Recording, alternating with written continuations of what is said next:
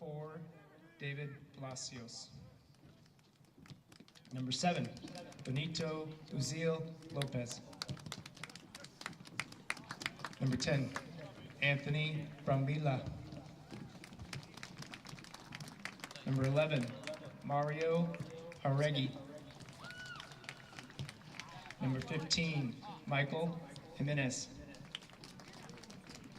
Number 18, Alonso Gonzalez. Number 19, Luis Fulgencio. And number 21, Jose Laura. Congratulations, Centennial seniors, on a great career so far. Good luck tonight and in the playoffs. Now we will recognize our LaSalle seniors and their family members. Parents and family, when you are called, come and greet your son and hang on the track for some great photographs. Number 6, midfielder Isaac Lyon. He's joined by mother Carmi and father Jess. Isaac's planning on studying biology or chemistry next year, but he has not decided where he's attending. His favorite memory is celebrating with fans after back-to-back wins versus Wilsonville.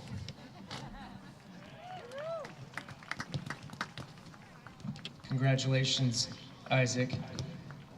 Good luck tonight. And now our pinch hitter.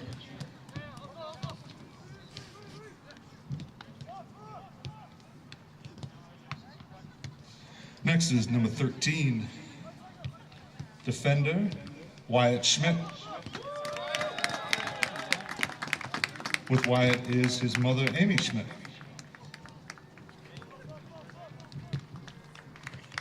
Wyatt hopes to pursue further education at OSU, studying mechanical engineering.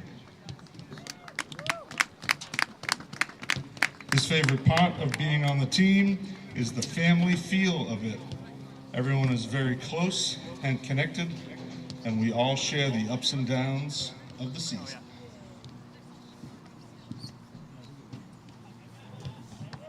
Congratulations, Wyatt. Next, number 14, midfielder Eldon Nichols. Eldon's Eldon's mother Mary is here, and his sister Kayla.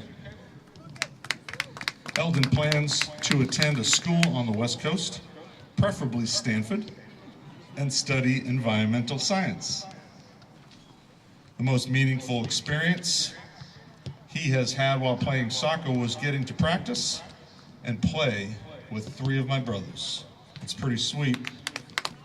I'd like to thank my entire family for showing me unconditional support and love throughout my high school career. Well said, Eldon. Give it up one more time for Eldon Nichols. Number 16, defender Keaton Henry. Keaton's mother is Brandy Henry, and his father is Tony Henry. He says, I'm going to college to study engineering, and I am aiming to be an architectural engineer. I want to go to college up in Washington to pursue this field. And the most meaningful lesson I learned is to enjoy every moment of it. It goes by fast, so enjoy the things you can. I would like to thank all of my teammates throughout the years. They have helped me grow and become the person I am today. That's number 16, Keaton Henry. Next, number 18, defender Jasper Gilly. Jasper is his mother Joyce Wan and father Bruce Gilly. He says, I'm excited to major in neuroscience at the University of British Columbia and pursue a career as a neurosurgeon. The most meaningful lesson I took away from my time in the LaSalle soccer program is that people are harsh on you because they see the potential you have and don't want to see this go to waste. So, I thank Monty for always pushing me to be my best. That's number 18, Jasper Gilly. Number 20, midfielder, Kevin Serrano Maldonado. With him is mother Elena Maldonado and father Abel Serrano. I am planning to play soccer in college. However, I am still undecided. I want to pursue economics as my major. My most meaningful experience from playing this sport was winning a state championship for the school my sophomore year. I would like to thank the coaches and staff, Monty, Dave, Danny, and Stephanie, for the great year so far. That is number 20, Kevin Serrano Maldonado.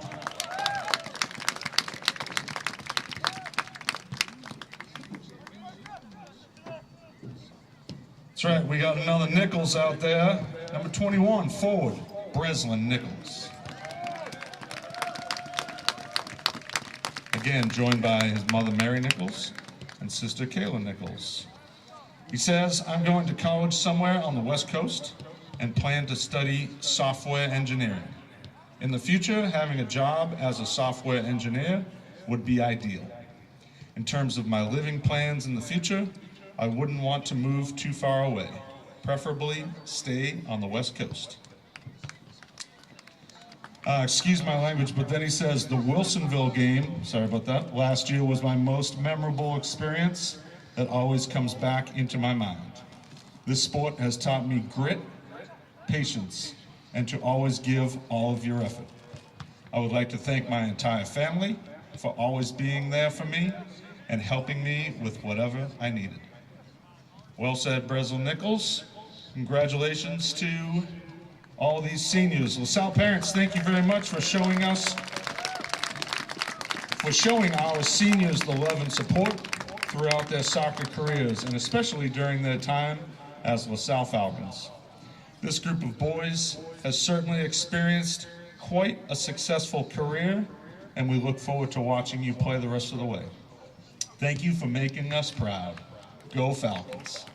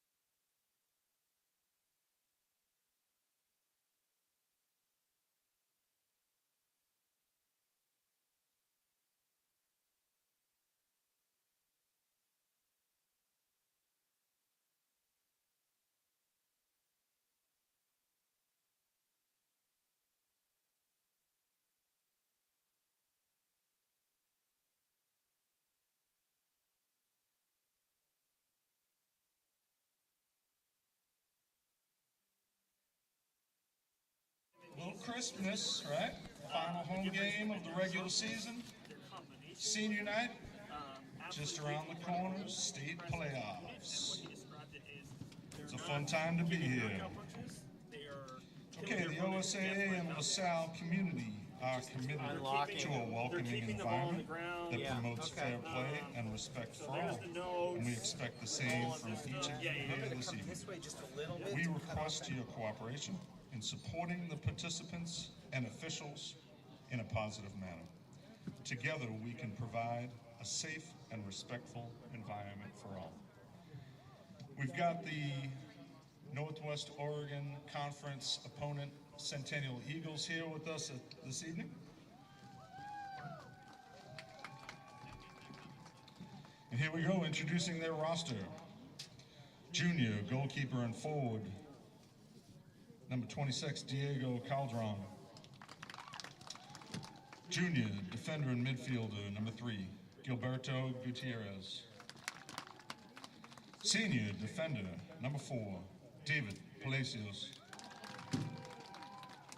Junior, defender, midfielder, number 5, Edgar Garcia. Junior, defender, number 6, Jose Donis. Senior, forward, defender, number 7, Benito Uziel Lopez. Junior, forward, number 9, Javier Martinez. Senior midfielder, number 10, Anthony Brambilla.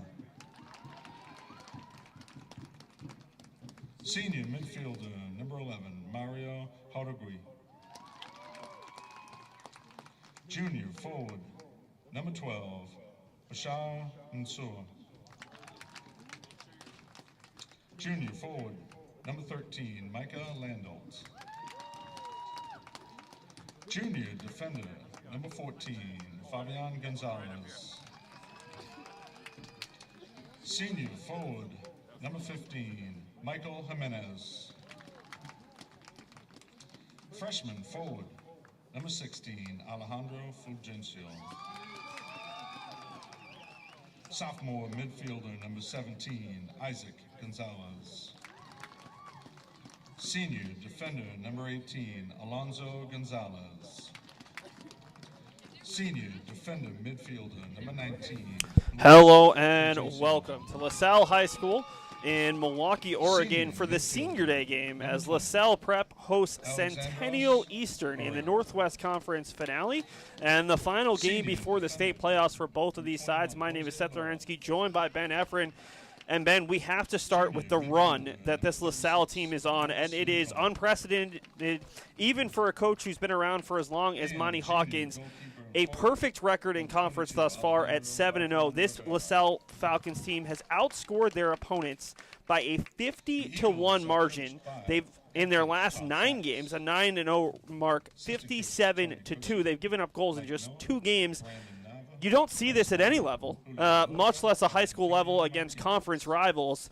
This is impressive to see, and it's going to be interesting to see how they carry it over on a day where with Senior Day, you never know how players are going to react, but the way LaSalle is playing, it might not matter as they have just been absolutely dominant in conference play. Yeah, what a heater they're on. I mean, they're really informed play, and it just inspired comes to mind. And here we are, Senior Night, great atmosphere, all kinds of parents there to send off the final home game here before the playoffs, and flowers and balloons and a lot of love and proud parents. But the form that the LaSalle soccer team here, varsity team, is playing is unreal, and it's going to be a treat to watch. Well, Ben, we're probably going to talk a lot about Vance Sheffield with his 29 goals up front, and Vala Sagafi, 14 goals, 29 assists out of the wing position, and those players are phenomenal. But let's talk a little bit about the midfield that makes this entire group go.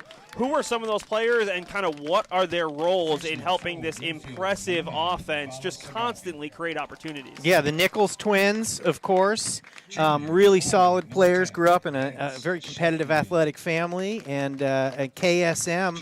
But Sagafi, for me, yeah, I come back to him as a freshman. He's just such a pure talent that I think he makes all these players around him better, and just the way we saw him see the field, his first touch was so delicate and cultured, and I'm excited to watch him play. He looks like he's got a future beyond high school soccer. Well, Sagaffi will play in the attacking midfielder role, the 10 on the opposite side. The other side of that diamond, it'll be Isaac Lyon, the defensive midfielder, who is one of 6 seniors who were honored previous to this game. On the opposite side, Centennial has had a strong season as well. It did not start off well for the Eagles. They started this season 0-4-3, including a forfeit loss. Since then, though, 5-1-1 in conference. They sit second coming into the day. They could fall as far as 4th, but a great start to the year for a team that had their season end a year ago on this field to LaSalle. This is a team that has really turned things around. They rank 18th in the state, one of 5 teams in the conference who rank in the top 18. LaSalle number 5, but you've got Hood River Valley at 9th, Wilsonville 16th, Park Rose 17th, and then Centennial 18th.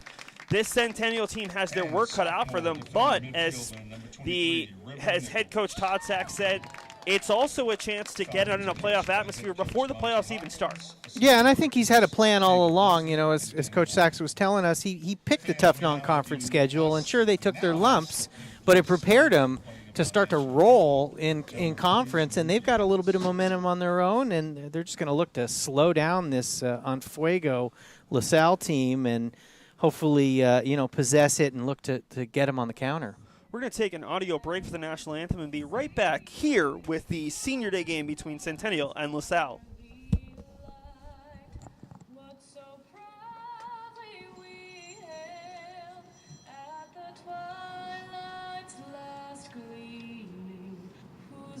Stripes and bright stars through the perilous fight o'er the ramparts we watched were so gallantly streaming, and the rockets' red glare, the bombs bursting in air, gave proof through the night that our flag was still there.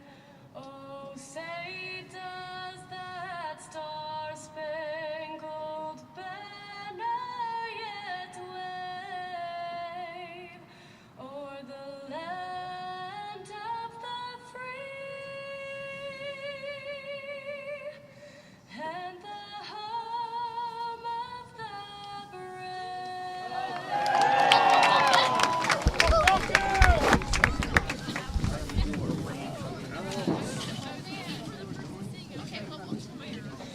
That was actually sung. LaSalle's Booster Club provides funding and volunteer support to all the Falcons' OSAA athletic and activity programs in addition to competitive clubs. All programs can fundraise with the help of the Booster Club, and in return they receive financial support to offset costs for items such as uniform purchases, equipment upgrades, and facility improvements. The Booster Club also contributes 5% of their annual gross income to tuition assistance. Well, Ben, that was an absolutely lovely recorded performance of the national anthem done by a LaSalle student. Very impressive on a night that has already been impressive, honoring those 6 seniors for LaSalle. The 6 seniors tonight: Isaac Lyon, Wyatt Schmidt, Eldon Nichols, Keaton Henry, Jasper Gilly, and Kevin Serrano Maldonado. 6 players, 5 of who started their career during the pandemic right here at LaSalle. They've been together for 4 years. A great group of leaders who are trying to lead this team to yet another state title. This is a program that has consistently had success. We've talked about it in their previous game where we saw the team on the road, but they've won 7 state titles, their most recent in 2021. Finished as runners-up 6 times, and this is a team that sure has expectations of, at minimum, being in that state title game, if not a lot more, as they will take the field in their red unis against the Centennial team in white, where we're not as familiar with this side, but there are some players to watch, and it really starts with the true freshman Alejandro Fulgencio, who's the team's leading scorer as a freshman. He will play up top. And this Centennial team, everything to play for, a chance to finish second, potentially move up. They are ranked 18th, but according to head coach Todd Sachs, that's maybe a misnomer with the schedule they played. So many 6A teams at a conference where they took their lumps, but they're not a team you're really going to want to see in the playoffs, and a team that maybe teams will overlook a little bit because of a misleading ranking. Yeah, they're ready to go and definitely have something to prove as well. But just back to LaSalle, there's a confidence brimming about them. I liked how nice all the kids were. They just look so happy and comfortable being here tonight, and I think we're going to see something special out there on the field. LaSalle wrapped up the regular season title on Tuesday with a 7-0 win over Park Rose. They've won their last 4 games, all by shutout, by a combined 30-0 score during a run of unbeaten play here in conference. They've outscored opponents 50-1.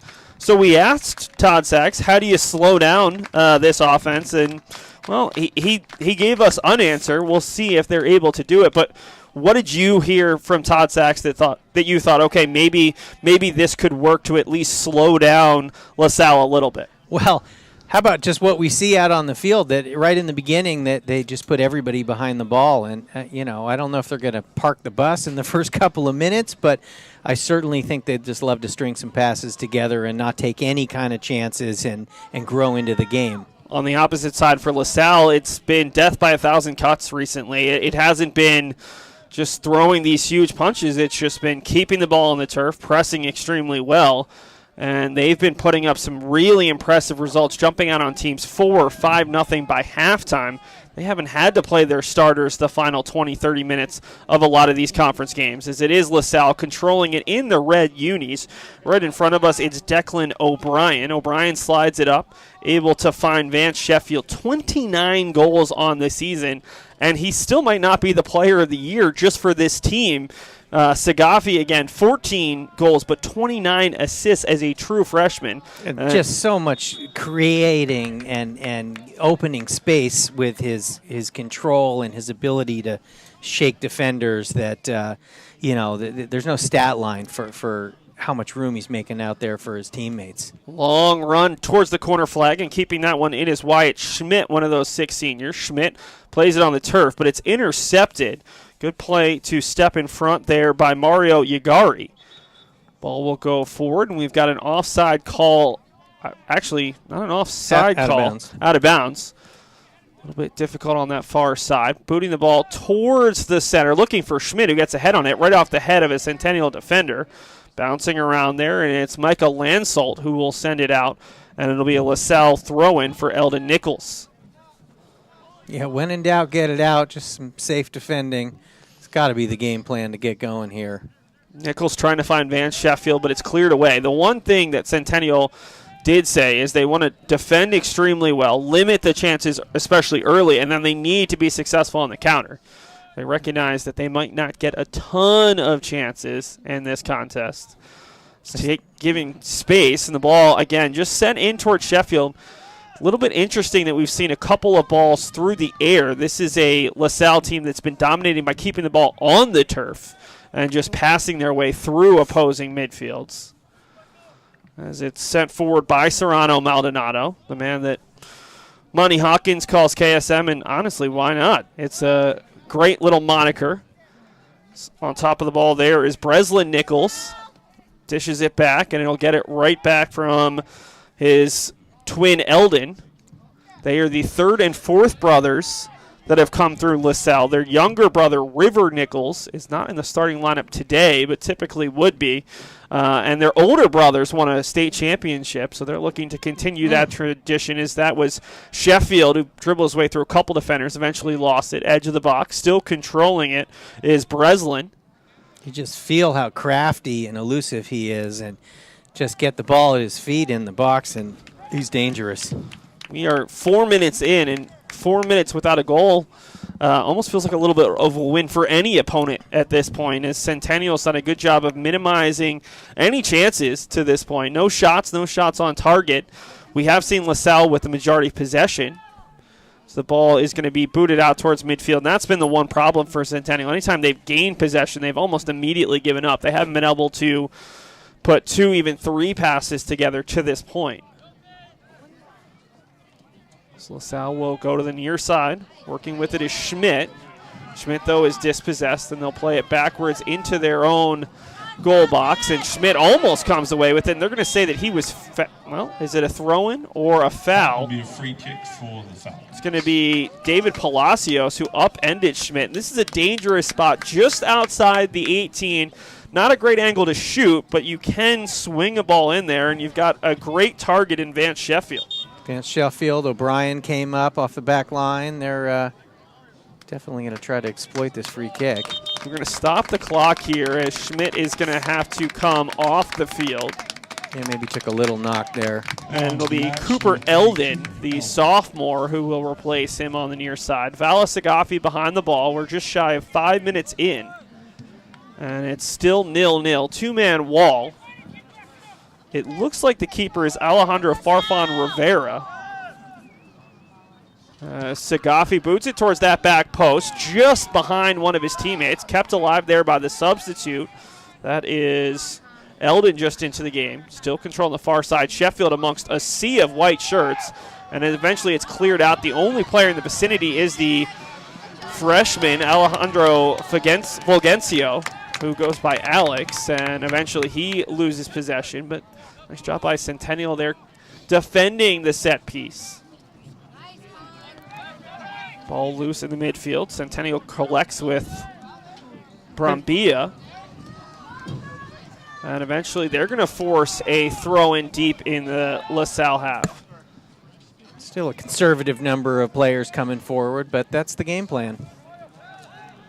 Javier Martinez. Last year, these two teams met in the second round of the OSA state tournament. It was a 3-2 contest, but the way this LaSalle team is going, this is uncharted territory for everyone, both for LaSalle and their opponents. 50-1 is just about unheard of. As here's the substitute Eldon. Couldn't quite keep it with him as he brought it down.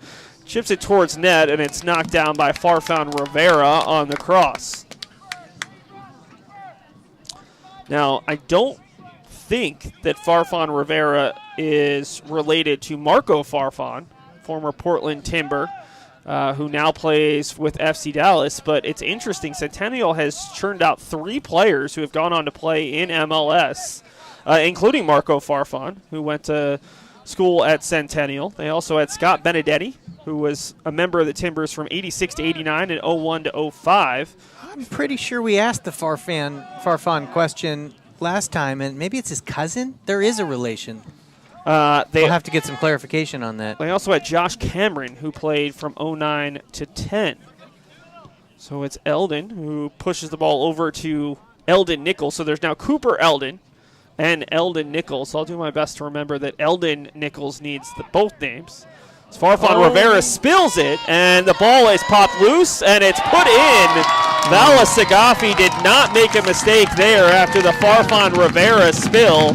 And it's 1-0, just 7:13 in, and that is the last thing you want if you're Centennial. They hadn't given up a shot, and then you drop the ball to one of the top 2 goal scorers on this LaSalle team, and he makes it 15 goals in 15 games. You just can't make a mistake like that. Hopefully the young man can have a short memory and get himself right back in the game, but the last thing Centennial needed was a pretty obvious and unfortunate error to cost them. So a 51st goal now against 1 goal conceded in conference play. And these next 5 minutes are so essential for both teams. For Centennial, you absolutely cannot concede a second as KSM controls. And he'll take a left-footed shot that just goes wide. They're going to say it was actually tipped wide by a defender and out for a corner, but that would have been devastating if you're Centennial. And for right now, if you're this LaSalle team, you've already seen 1 mistake from the keeper. You've got to challenge him and hope that you can get a second or third goal early and maybe take away some of the potential drama in your regular season finale. Yeah, that didn't miss by that much. I feel like he underestimated the potential of that going in, and he nearly paid a steep price, potentially still, unfortunately, ruminating over the last mistake. Serrano Maldonado got it back from Sagafi, thought about giving it back. Now he chips to the back post, and a great job heading it away by the defender. That was Edgar Garcia with Sheffield looming. Yeah, necessary intervention. little bit of holding there by a LaSalle player, and that'll force the free kick the other way. But 1-0 already, could have been 2. And these are important moments despite being this early in the game, still in the first 10 minutes. Yeah, it's just important for the psyche of Centennial to feel that they look like they belong here and that they can try to impose a little bit of their own will. Both of these teams will play in the OSAA state tournament. The final rankings will come out after today's contest, but there's still a lot to be made in terms of seeding. Even if you're Centennial and you lose this game, you want to make it respectable. You want to have some confidence going into states rather than being yet another team that ends up suffering a blowout loss. The closest game that LaSalle has played in Northwest Conference play is 5-0. They've played a ton of 7-1, 7-0, 8-0 games. It's been as dominant a stretch as you could possibly imagine in soccer. I mean, obviously in basketball you can win games by 50, but you don't see goal differences of 5, 6, 7, 8. Every conference game has been by at least a 5-goal margin, and they've now scored 78 goals here early in their 15th game of the season. They've been in dreamland as a team. It's just a matter of sustaining it, but I think they've really found something in the belief in each other, and this is a special group of young men. Well, and Monty Hawkins said one of the things that's been so essential during this streak is they've been lethal in front of goal, and that wasn't the easiest chance for Sagafi. He's 21, 22 yards out. You've got a tall keeper who had his hands up. You had a defender going back, and Sagafi just made it look extremely easy with his finish. Really cool and calm, especially he's a freshman, and a lot of times, you see a big piece of the open net, and your heart rate goes up, and you just come at the ball a little quick, and you don't show the maturity, and you can lean back and put it over, but his touch was deft, and the finish was lethal. Controlled right now by Centennial, who's just trying to grow into this game, but there's a turnover, and see how quickly LaSalle turns from defense to offense. So they'll slide it out wide. This is Cooper Eldon. Eldon bringing it back for Declan O'Brien, and eventually it is poked out of bounds for a throw. Good step by Edgar Garcia, well defended. It's a chilly evening. It's been a chilly week here in the greater Portland area, but there's quite a few fans in the stands in shorts and T-shirts. Some people just refuse to wear pants, let's face it. I'm confused by the people who refuse to wear shoes and have to wear sandals in weather like this. But I have a good friend like that. We ride our bikes down to the Timbers game, and he always shows up in shorts and a sweatshirt, and I have an in-law that has the same affliction. Ball comes back to the near side. It's Declan O'Brien with it, wearing the captain's armband. Interesting because he's just a sophomore, but he wears the armband today.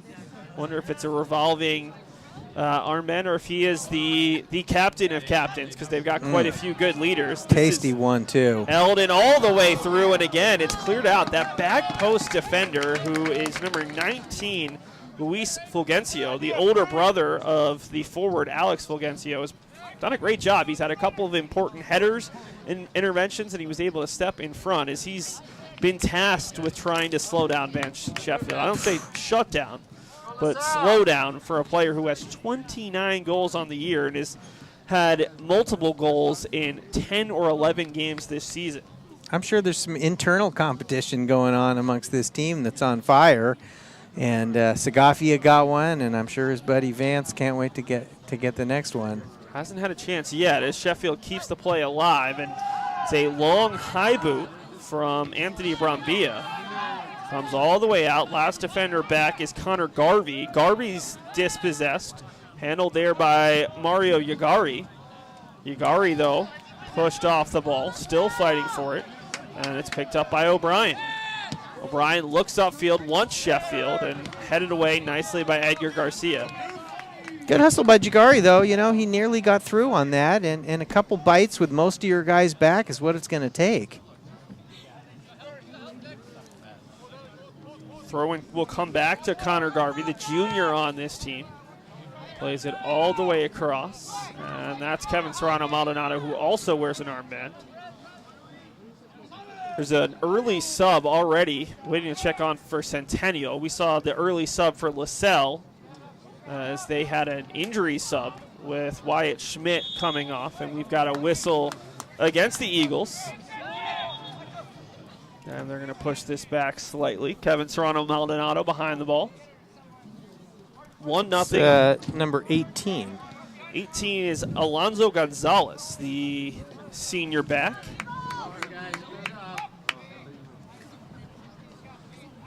Almost 15 minutes in. It's a 1-0 game on the goal from Vala Sagafi as he was given a gift. The goalie spilled the ball right to him, and he was able to put it in from 21 yards out. Straight away, it's Sagafi here with it. Able to push it across for Eldon Nichols for Cooper Eldon. Sagafi never seems to expend any energy, and he never loses the ball. Are you jealous? I'm very impressed with him. The young man's going somewhere in this game as a freshman and playing at such a high level already. Serrano Maldonado pings that one off a defender. Van Sheffield comes back to get it. And a great sliding tackle from who else? Edgar Garcia, who's been impressive in the early going. On the throw-in, bouncing around. It'll come all the way back for Fabian Gonzalez. A little bit of control here for Centennial. They only have the one player forward. Push it out wide, looking for Yagari, and Yagari keeps it alive, but it's picked up easily by Kevin Serrano Maldonado. Yeah, just a hair too much pace on the pass, but like you were saying, LaSalle's Centennial's growing into the match a little bit more possession.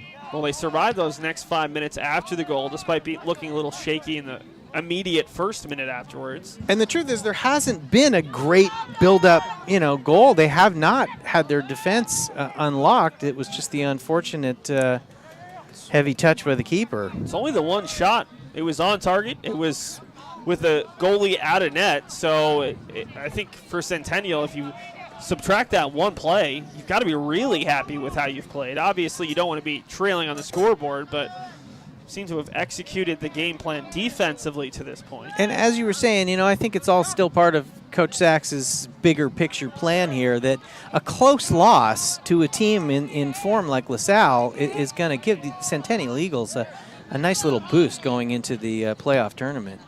Lyon tries to slide it to the near side. Stepping in front was Micah Landolt, but ultimately unable to keep it in play. And the veteran savvy to knock it a little farther away so he could regain his defensive position.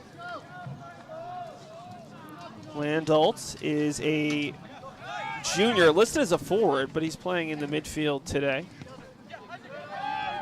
Controlled by Lyon, looking up. We'll play it on the turf for Sheffield, who's been controlled to this point. Has yet to really get a good look within the box. There have only been the two shots, I should say. That second shot went wide of the goal off the foot of KSM, but it was a lot closer to goal than it looked like Alejandro Farfan Rivera expected. The keeper a little slow to react after it was tipped by one of his teammates. Here's a turnover, and picking it up is Alex Fulgencio through two defenders. What a burst. And coming all the way across and making an important intervention is Jasper Gilly, one of those 6 seniors. And we've got a stoppage as Cooper Eldon was taken out. But that was the first real chance of any kind for Centennial going forward, 1v4. And Fulgencio, with his pace, able to beat 2 of the defenders, and then that heavy touch just enough to let Gilly come over and make the play. Yeah, that was a tall order to try to get through all 4 of them, and he nearly pulled it off. Good burst, good energy. And teeny tiny bit of a chance for Centennial. O'Brien into no man's land and easily cleared away, only as far as KSM though. KSM able to find Vala Sagafi. Sagafi dribbles through 2 and eventually it's poked loose. Here comes Centennial with 3 players this time. Feels like Mario Ugari has been involved in every one of their counterattacking options. They do have some pace, and this is out on the wing. Not sure the number, but a good play going forward and forcing the throw-in was Luis Fulgencio. Yeah, great burst. I mean, that just one little heavy touch, but he was making some noise up that right channel. We finally get that sub. Javier Martinez, the player coming off. Alonzo Gonzalez, who'd been waiting there for a while, will check on. 21-46. We're almost at the midway point of the half, and This has been a pretty tightly contested battle. Only the one shot on target, as that did not quite stay in.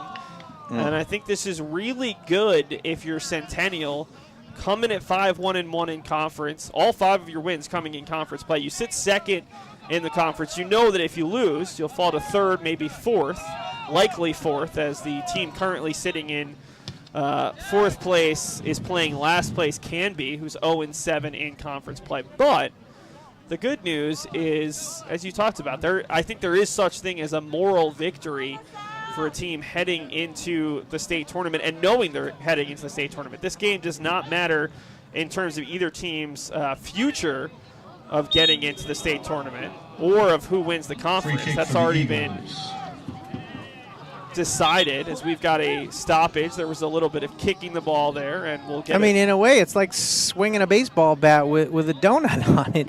I don't think they're going to play a team in the form of LaSalle unless they meet LaSalle again in the tournament. Landolt on the restart, and a good ball into the box. There was only the one runner. That was Luis Fulgencio.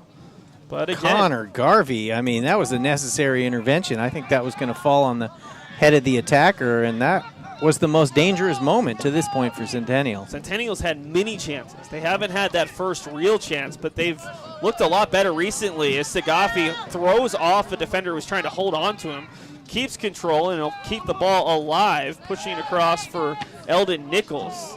As far back as Connor Garvey, who just made that big, important defensive intervention. Serrano Maldonado pushes that one far up the field, and eventually it's going to be out of bounds for a goal kick, a little bit of cat and mouse play. That's exactly what I was going to say. That was exactly cat and mouse. It was well defended, and a great little fakey escort off the end line. Top 2 teams in the Northwest Conference, and it's been a pretty tightly contested game. The lone goal coming in the first 8 minutes from Valis Agafi. Here on Oregon Sports Beat, my name is Seth Orensky, joined by Ben Efran. Senior day for the Falcons as they look for their 10th consecutive victory. Move to 12-3. Great play by Cooper Eldon to keep it alive. He tries to cross it, goes off of him, off the defender, and they will say finally off of the defenders. That was David Palacios, who almost pushed that back off of Eldon, as we'll see a corner kick, and this time it's going to be KSM by himself. Serrano Maldonado got that beautiful left-footed in-swinger. Just great hold-up play by Sheffield. He took that so softly off the chest and laid it down for a teammate. Serrano Maldonado into the 6, and again the goalie struggles with it, headed away only as far as Eldon. That gets knocked down by Landolt with the goal line clearance. Landolt, I don't know how much of that he knew. He knew Here's about Sheffield that. in the box. Sheffield looking for the left-footed shot, comes across, and Eldon puts it in, and it will be a good goal despite the protests. So we've got a handball claim coming from Centennial, who's saying, hey, Sheffield brought it down with the hand. And then even potentially an offside at Eldon at the back post, but they say it's a good goal. Sheffield not credited with goal number 30, but he does pick up the assist. And the substitute, Cooper Eldon, the 10th grader, picks up the goal to make this a 2-0 game just past the midway point of the first half. Well, he'll tell you it's a skill to stay onside, and it is. And the linesman was right there in position, so better vantage point than we had. I didn't really see a handball. It looked like it kind of caught him on the on the armpit, shoulder area. Without the benefit of instant replay, I think you got to go play on here, and another nice goal. Just an easy little tap in on the far post. So 2-0 now. 2 shots on target, 2 goals. Not exactly what you want, and that play all started, and I'm not trying to pour it on, but Farfan Rivera unable to catch that initial corner kick. That allowed the play to extend. They were able to get it out, but not fully out of the defensive third. And right now, if you're Centennial, you just need your keeper be a little bit more successful as a heavy tackle from Fulgencio. That's Alex Fulgencio. Here comes the warning right out of Kevin, my old buddy who happens to be the center referee today, an ex-teammate, really swell feller and pretty level-headed. I've had Kevin ref a bunch of our games and like I said, been his teammate, and he keeps his emotions under check, and I think he runs and sees the game pretty well. So these young men have a good referee tonight. Well, and the biggest thing about this is a regular season finale. You don't want anyone to pick up a red card in a game like this and miss a state playoff game and potentially hurt your team's chances of going forward. So everybody wants to keep a level-headed, players included, as that will go off Sheffield last and be out for a goal kick. Talk about that lethal finishing that Monty Hawkins was talking about. We've seen it.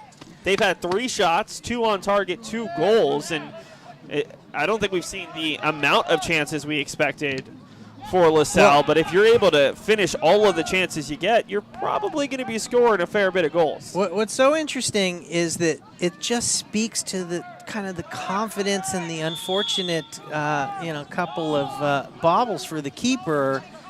It's just LaSalle is playing with so much confidence. They just expect it to happen, and sort of through osmosis, it has happened. And Centennial has looked a little bit shaky at moments, and now they're down 2-0.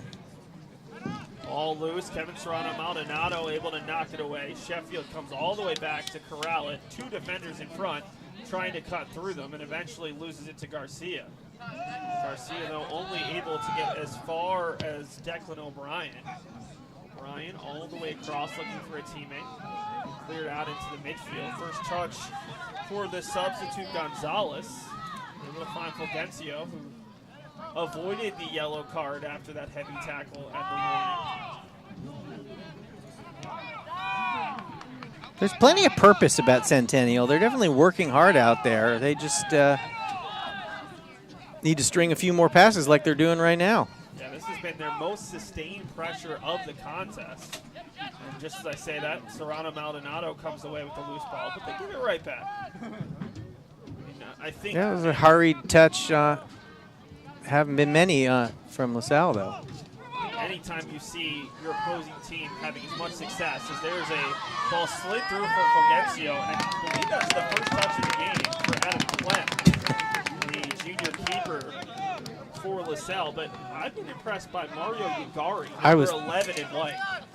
Really explosive on the ball. He held it and made all that on his own. Ugari and Fulgencio have been the 2 players, that's Ugari with it there, who have provided the most issues for LaSalle. They're still looking for their first shot, but this has been better going forward. And again, despite the fact that LaSalle has been absolutely dominant in conference, this is a strong Northwest Conference. I mean, you look at it, the Northwest Oregon Conference has 5 teams ranked in the top 18 in the OSAA 5 rankings, including multiple teams in the top 10.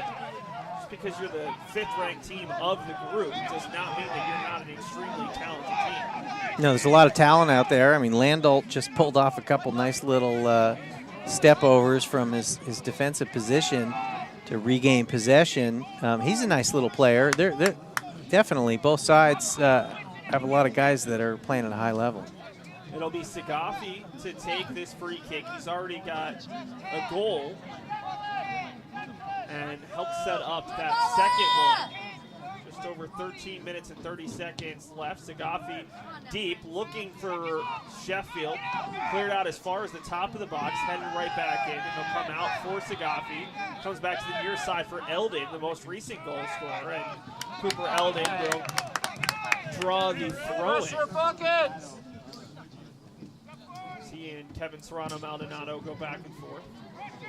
Double team comes, and it's kept alive, but a nice sliding tackle there by who else? Mario Ugari, who gets it and is upended there by Kevin Serrano-Maldonado. Be a free kick for the Eagles. Yeah, it got blocked off and took a shot there. Yeah, we'll take a brief stoppage to check on Ugari, and he will be attended to And with that, let's take a moment to talk a little bit more about the Booster Club. The Booster Club will have its largest fundraiser of the year on January 27th.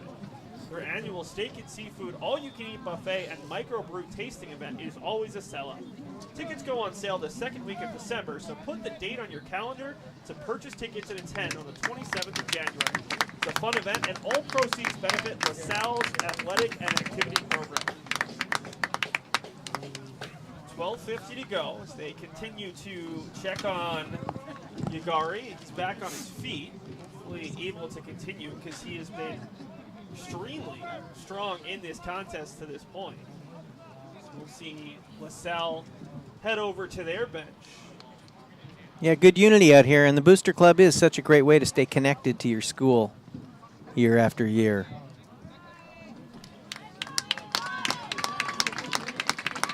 Yagari is going to walk off with the trainer next to him. We'll see if probably done for the first half, but hopefully back out there for half number 2. Yeah, he's looked like the most explosive player for Centennial. It'd be a devastating loss. Yeah, he and Fulgencio have looked fast. Fast and pretty adept with the ball at their feet. Not, asking some questions and just about getting in there. But they've had to do it alone. There hasn't been a lot of team build-up. There haven't been overlapping runs. There just hasn't been a commitment of numbers, and it's pretty understandable. But and maybe you stay that way the whole game. I mean, it's what do you want to do? You want to lose 7-1, or you want to lose 3 or 4-0? You're about to get back underway. Centennial will have the ball on the free kick deep inside their own half. It's a 2-0 game on goals from Sagafi and Cooper Eldon. That is a dangerous pass from left to right, but able to come back and make the play. That was Fabian Gonzalez.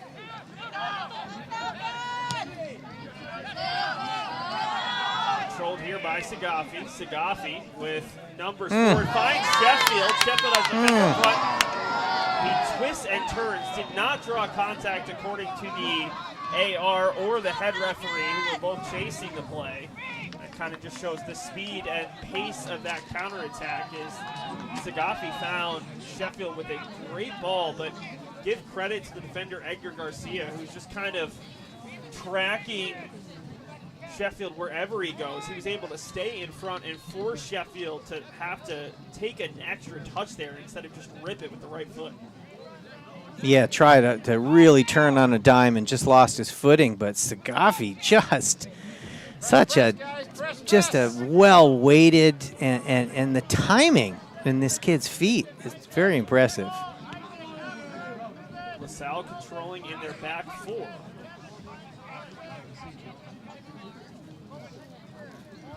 Recent substitutions. One for the Eagle is number 7, Benito Uziel Lopez.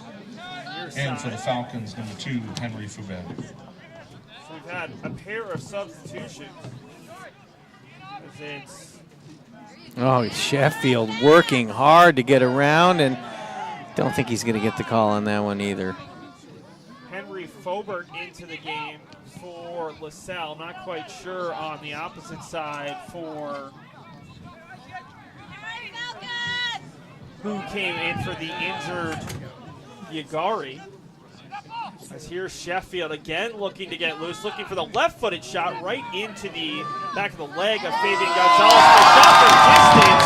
It's Kevin Serrano. Maldonado picks up the loose ball and floats that one in. Upper right corner. It's 3-0. Dipping, topspin, the left boot. What a beautiful touch. And things are just flowing for LaSalle. And the chances are coming now, and they really look fantastic. It was Sheffield with a great look, and the ball just bounced out to Serrano. Maldonado didn't take a touch.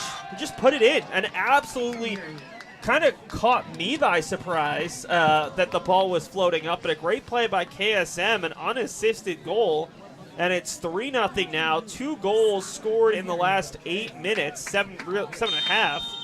And all of a sudden, this is another one of those games where things just get away from LaSalle's opponents, or you're glass half full, where LaSalle just begins to dominate. They're beginning to dominate. I mean, that wasn't the easiest chance. He didn't need a ton of power. He just needed the technique and to catch it with some topspin and really to go over the goalie who wasn't terribly out of position and have it dip behind him and splash the back of the net, and that's exactly what happened. The interesting part about this game is I would not say that LaSalle has been 3 goals better, but I would say they've been absolutely clinical in their finishing. Yeah. I mean, still the majority of the match has been played in the Centennial back third here. Well, absolutely. But that is not an easy finish. Sagafi plays in, and the ball bounces around, kept alive, and they'll say offside. A free kick for the Eagles. As they will turn the ball over to Centennial. I mean, Ben, it's been impressive to see. They've had 4 shots, 3 of them on target, all 3 for goals, and the fourth one didn't look like much, and it still almost went on target, and it would have been a goal as the goalie was a little slow to react. And in a way, to the earlier point, it's just like this collective team consciousness that is just full of winning. Well, 3 goals, 3 different goal scorers, and we still haven't seen a goal from Van Sheffield, who's almost averaging 2 goals a game. Yeah, he's ready to get into this party. Sheffield came in with 29 on the season, the junior, and doesn't have one yet here in the first half. Does have an assist, but when you're playing that center forward role, you always want the goal, right? Yeah, you want the goal. You want to be part of the offensive play. The assists are pretty nice. Of course, the final touch is even nicer. And as a hunter, assassin, tip of the spear kind of player, he wants his.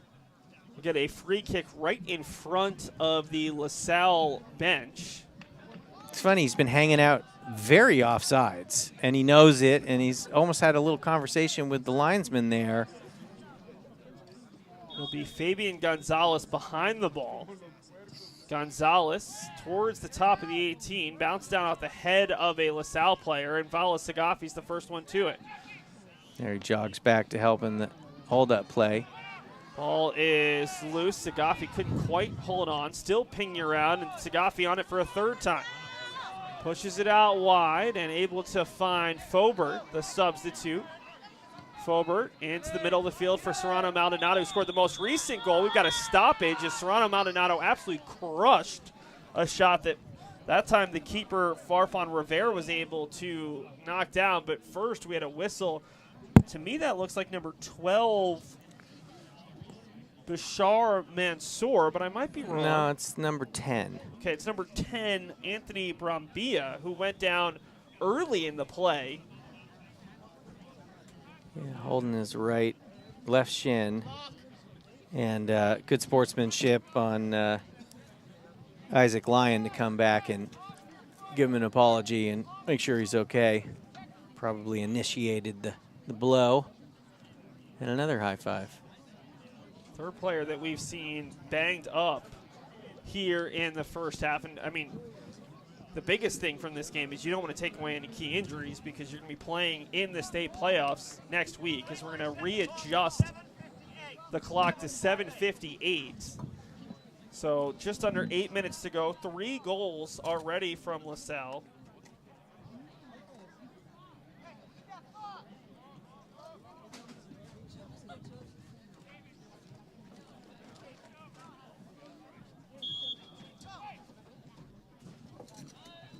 Ball is played around, and it's controlled here by O'Brien.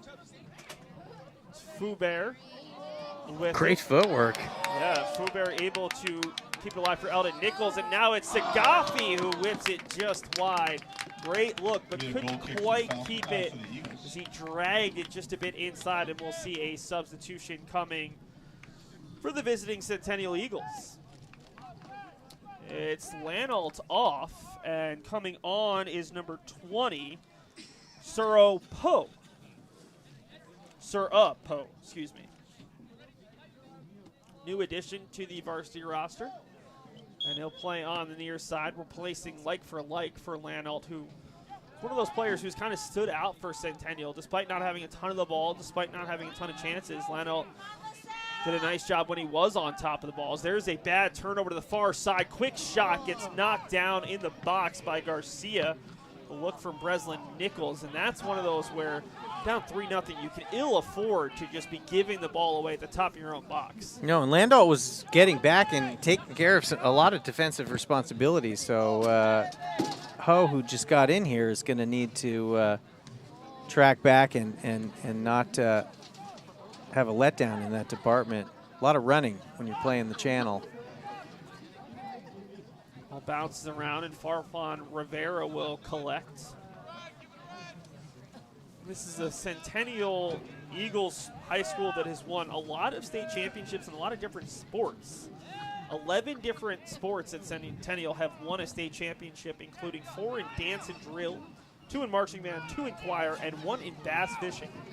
Bass fishing, I had no idea you could win anything in bass fishing. Well, I mean, that sets up as this shot will go wide. First shot of the contest for Centennial, but dragged wide as we will get a substitute for the Eagles. And let's get you that sub before I tell you about some of the state That'll be a goal championships kick for that the Falcons. LaSalle has won. Looks like number 11. Yeah, who took the knock earlier and is So it's Mario Yagari back in. Yeah. That is great news. great news. So we talked about some of the championships Centennial has won. Well, LaSalle's won some more traditional titles. We talked about it in the Open, 7 boys soccer state titles. But they've won 3 in chess, 3 in golf, and the 2006 doubles racquetball national championship. How about So that? There's some powers out in this Northwest Oregon game in multiple sports. I didn't know you could win a state championship in chess. I was in chess club in middle school, and I was not good. It's tough. My little brother continually beats up on me. He actually studied it for a year and has real openings, and it shows every time we play.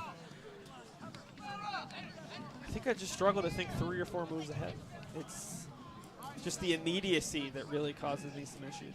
And there's just so much history. I mean, somebody that just plays and is a reasonably bright person, I win some and lose some. My cousins, and we go back and forth. But my little brother, he just has strategies and opening choreographed moves, and I do this, and now he knows how to kill me, and it's frustrating.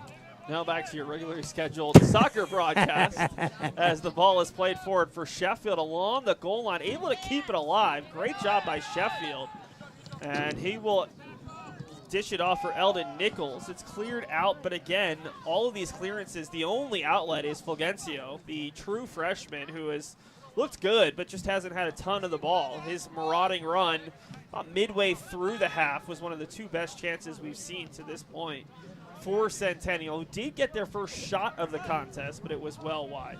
Don't have a shot on target. On the opposite side, LaSalle has had 3 shots on target, and the 1 shot that Farfan Rivera made a great save on, a diving parry save, didn't count because the referee had blown his whistle moments before for a player safety issue. Nichols sliding it back for O'Brien. O'Brien looking for Fala Zagafi, and instead it's cleared all the way. Fulgencio on a dead sprint, 2 defenders back, and a great job, confident job by Connor Garvey just to make the simple play. Yeah, and the athleticism has been there on Centennial and these marauding runs, but you just can't do it yourself. It's just such a bigger ask. Lyon pushes it down the sideline for a teammate. Diving tackle, dangerous, kept alive, and driving towards the goal, getting taken out, and they'll say corner kick, not penalty. Stop the clock, though, as we still have a player down. That's a Centennial player who went down trying to slow down the run there of Isaac Lyon. He did a great job, and that was a dangerous tackle. They say that it was all ball, but it still results in a corner kick after some really good counterattacking work from LaSalle. Yeah, Fabian Gonzalez down on the far sideline there. Hopefully he's okay. Gonzalez has been playing the right back spot and playing it well.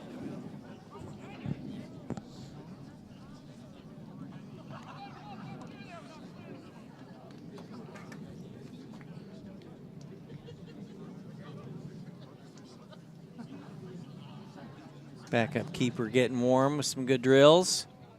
It's a cold night.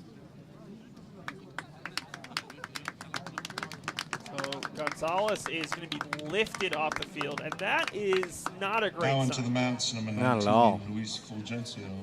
So it's Luis Last play Fulgencio, resulted in a corner kick for the who Falcons. is the senior older brother of Alex Fulgencio.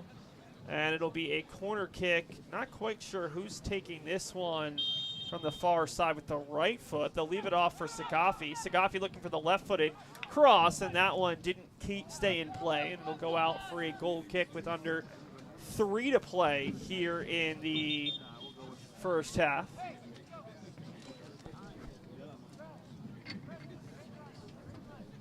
Three goals. Val Sagafi, Cooper Eldon, and Kevin Serrano Maldonado on 3 shots on target for LaSalle Prep, who has now scored 53 goals and conceded once in Northwest Oregon Conference play. That is an insane number. Yeah, beyond hot. They're white hot. I mean, these guys, and at the right time. I mean, Off the goal kick, it's Serrano Maldonado who wins the ball on the second touch. Loose for Foubert. Back for Garvey. And the tough part about this is we keep talking about the offense, and it's well-deserved. But they've given up 1 goal in conference play. You got to give a lot of credit to this defense as well, and they haven't had to do a ton, but we've seen some important interventions, and this is a defense that will probably keep them in those games where maybe they don't score early, they don't score often, and they need to win one of those 1-0, 2-1 games. This defense certainly seems capable of shutting down most opponents. They've certainly done it during this 9-game, potentially 10-game winning streak heading in to the postseason, as they are 41 minutes and 33 seconds away from going in to the tournament with a 10-game winning streak in which, to this point, they've only given up 2 goals. just the body language, the team chemistry, the intangibles, they're just really playing as a unit, and it's showing, and coach has a lot to be proud of, the form they're in. I think the interesting thing is Monty Hawkins has been around. He's coached at the college level. He's coached at the high school level. He's won state championships. He's never seen anything like what his team is doing right now. He's had undefeated seasons. This team had 3 losses early. In fact, they started 2-3, if you can believe that. But the current streak they're on, it just kind of made him chuckle. He couldn't quite describe it, and he just hopes that it lasts until the end of the OSAA 5A state championships, because at that point, this will go down as likely one of the better teams in LaSalle history, which is saying a lot. Saying a lot. Yeah, and it's the team chemistry. I mean, they've got great players. Sagafi's a great player. They've got great players, but they're just playing for each other, and it clearly shows. 20 seconds before halftime, and a rare touch for Adam Clem, who's not had to make a save. And I think you can count the amount of touches he's had with one hand. As Sheffield, with 8 seconds left, gets taken down. They will blow the whistle, but only with 5 seconds left. Lyon wants to look. He'll play it on the turf, and eventually it's knocked out. Yeah, you don't get that at the other levels, but that's like the professional foul in high school. Let's kill the half. So, Ben, 3-0. I think the finishing has been clinical. I don't think we've seen the best that LaSalle has to offer, but maybe that speaks to how impressive this team is, that they haven't created constant chances. They don't have a ton of shots. They don't have a ton of shots on target, but 3 shots on goal, 3 goals. I mean, the team engine is warm. They are just playing as a cohesive team that goes back to the body language, the chemistry. They're playing for each other. It's not a bunch of incredible, superior athleticism, and it just happens in sports. And this is a good team. Well, and how much does that help going into the state playoffs, where you're not dependent on one player who, unfortunately, could pick up a knock, could pick up a card and have to sit at an important juncture, could even have to miss because they get sick. I mean, or could get shut down by a good defensive game plan. And frustrated, but there's just so many options here that LaSalle, they're just in impressive form. I keep going back to it, but it's fun to watch. It's just as a team. I like watching Sagaffi. Sheffield's a great player. They've got great players, but they're just everybody's moving without the ball, and the whole unit, the whole band sounds good. Before we go to break, the Oregon Athletic Officials Association and the Oregon School Activities Association are recruiting officials for the high school winter sports season.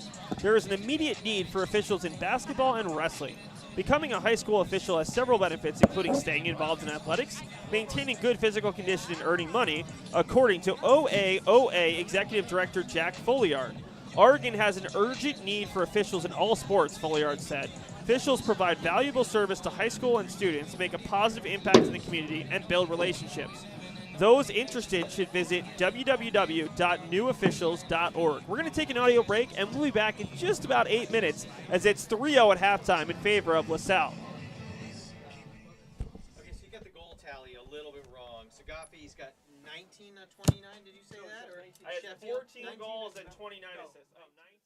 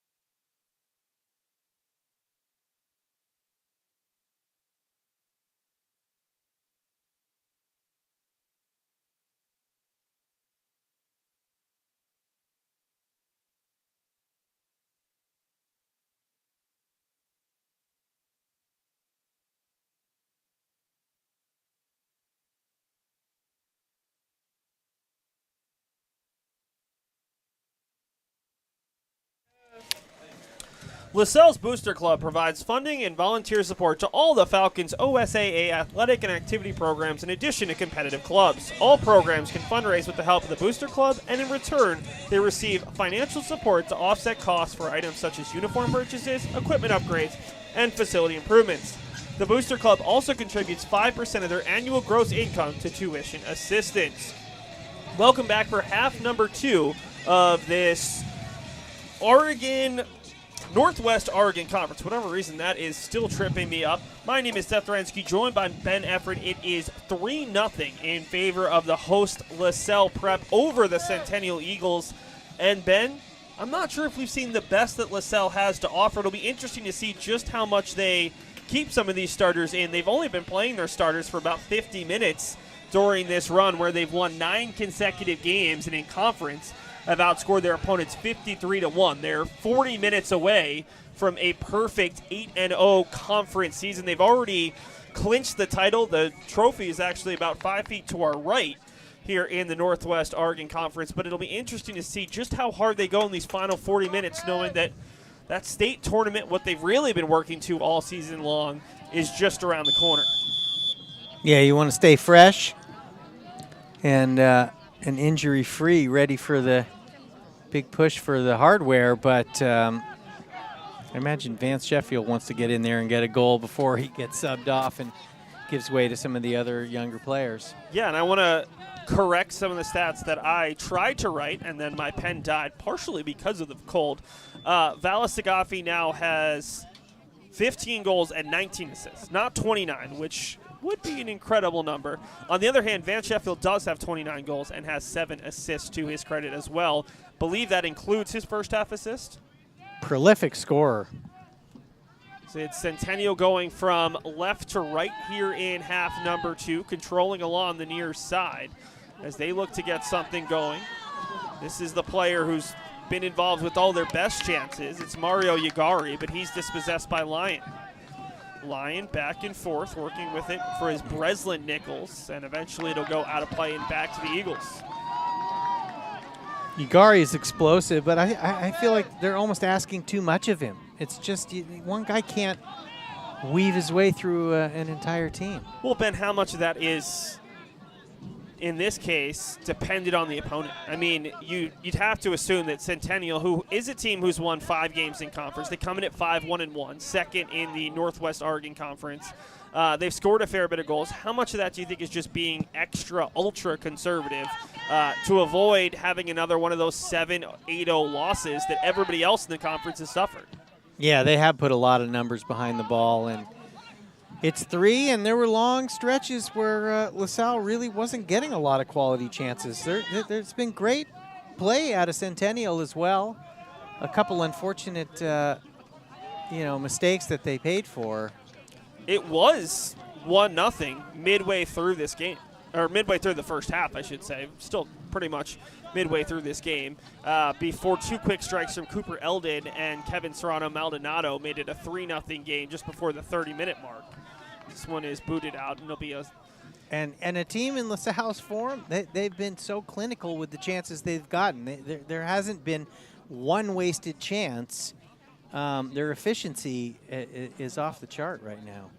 Throw-in coming right in front of their own bench as they look for Cooper Eldon, who came on early and hasn't left the field since. So you have to wonder. I think it was Wyatt Schmidt who had to come off early for an injury. Hopefully he's okay, and this is precautionary. Although Cooper Eldon has not looked like he is struggling in that spot in any way. And a big part of your success if you're a team like LaSalle is you can bring in some of those subs and you don't see any change in terms of the talent and also the efficiency in those spots. And you want those guys to get some minutes here going into the playoffs, and they've probably had some of their subs see more minutes than they would in a normal season because they've been playing so many blowouts. Sure. Valis Sagafi draws yet another foul. He's one of those players who's got to draw 5 to 6 fouls a game just because he's so nifty with the ball. He just kind of dances with it. Just gliding around the pitch. Very omnidirectional and light on his feet. Sagafi will be behind this free kick. Got a number of players to the right, slides it through, looking for Sheffield, gets a foot on it. Put it out wide. I think that's one where he'd rather be able to dip down with his head, but he was caught in between. Caught in between, but he wants that back. I don't know if he fully believed it was coming through, and it arrived on his doorstep. Credit to Centennial. Quite a few of those balls have been aimed at him off those free kicks around the box, and they haven't been able to get all the way through because of the defensive work from Centennial. That one actually slipped through, and Sheffield not quite able to get there.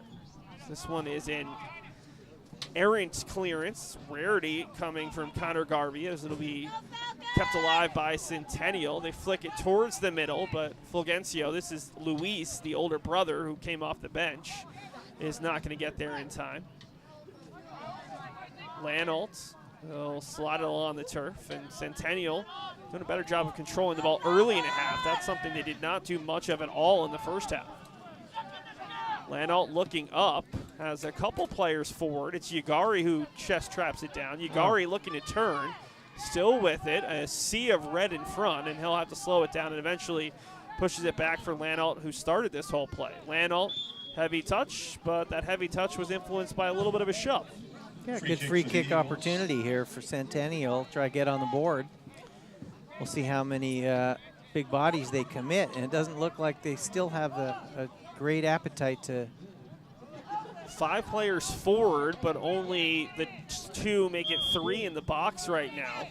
Here comes a late run at a 17. They slip it on the turf into the box, left-footed cross, and Clem bobbled, but able to find it. And that's one of those where, as a goalie, you're just happy to see that it's not sporting behind you. Yeah, kept it in front of him, but a little bit of a dangerous moment. That's as close as he's been to making a save. I still think that was a cross rather than a shot. But yeah, a little something off the training ground for Centennial. Looking for the delivery in the box, and they fooled us as well and got a nice open run up the flank. It's LaSalle probing here in the attacking half. This has been a much better start for Centennial. First 10 minutes of the first half, they were really just pinned into their own end and trailing 1-0 after the early goal from Sagafi. Here's Sagafi pushing it forward for Nichols, who can't quite get there. That time it was Breslin.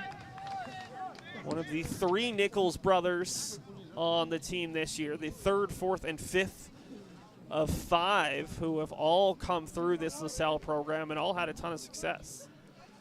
It's interesting, in talking to Monty Hawkins, he said that Breslin, along with Eldon, a little bit of late bloomers, but they've really come into their own this season, and they've been not only fantastic leaders, but fantastic players on this team. A big reason why this team has made the jump. After losing the semifinals last year, that's really the minimum bar for this program. At least make it to the semifinals. But they look like a team on a mission. Yeah, I mean, the fact that this team is ranked 5th, I think, is much more about where they started this season at 2 and 3 than it is how they've been playing at this point of the year. Right, one of those ESPN well, I'm not going to power ranking kind of deals. Maybe they're a little higher than 5th at this point. Yeah, I think it's all with the math. And as someone who likes math in sports, I agree with it, but I don't think it necessarily is able to quite understand just how dominant this LaSalle team has been in a good Northwest Oregon Conference, as this one will come back for a foul. I mean, there's 5 teams in the top 18 of the conference, despite the fact that one team has been not head and shoulders, but, I mean, what, a waist above everybody else? Men amongst boys in how many ever games that this streak has been alive. This is the 8th and final conference game. 7-0, outscored opponents 50-1 coming in, now 53-1. That's insane. I mean, the scary part is, so let's do a little bit of math on the fly. So 53 goals over 8. You're talking almost 7 goals a game. They would need 3 more to be a true 7 goals a game. And then the 1 goal allowed, I think it's a 0.125 goals against average in conference. It'd be interesting to see a highlight of that 1 goal and what happened. Yeah, what the quality or the what happened? I guarantee you, if you ask the keeper and the defenders who are on the field for that goal, they can tell you exactly what happened and why it stinks.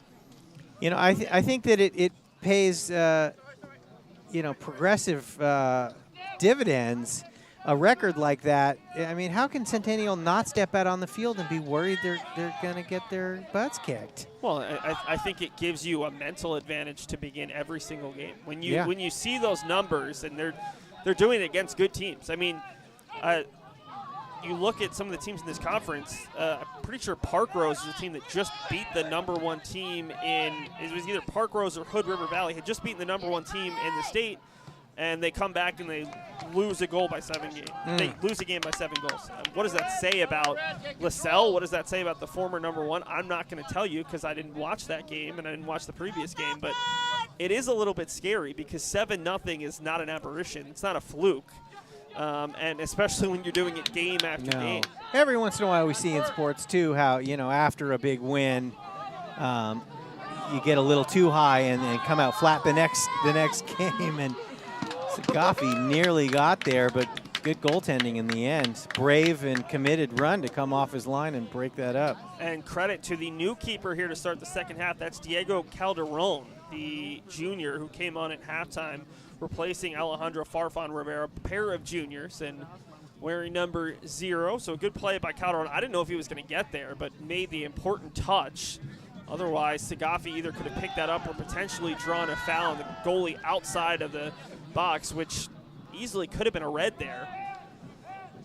So a good play by Calderon, and we'll see how long he can keep his personal clean sheet here in the second half. Hasn't faced a shot yet.